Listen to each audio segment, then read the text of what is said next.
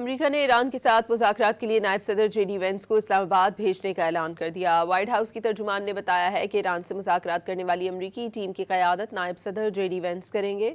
वफ्द के दीगर अरकान में सदर ट्रंप के मुशीर जैरेड कुशनर और स्टीव विटकॉफ शामिल होंगे। तर्जुमान व्हाइट हाउस ने एक सवाल पर कहा कि लेबनान अमरीका ईरान जंग बंदी मुआहदे का हिस्सा नहीं है।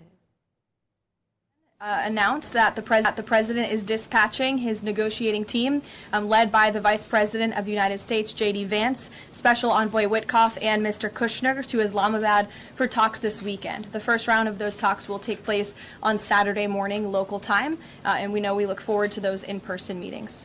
The president's maximum pressure and the leverage created by the success of Operation Epic Fury led to the Iranian regime asking for and ultimately agreeing to a ceasefire proposal with the United States.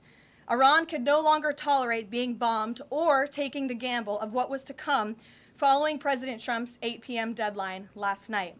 The Iranians originally put forward a 10-point plan that was fundamentally unserious, unacceptable, and completely discarded. It was literally thrown in the garbage by President Trump and his negotiating team. Many outlets in this room have falsely reported on that plan as being acceptable to the United States, and that is false. Lebanon is not part of the ceasefire. That has been relayed to all parties involved in the ceasefire. As you know, Prime Minister Netanyahu put out a statement last night in support of the ceasefire, in support of the United States' efforts, and he's also assured the president they'll continue to be a helpful partner throughout the course of the next 2 weeks.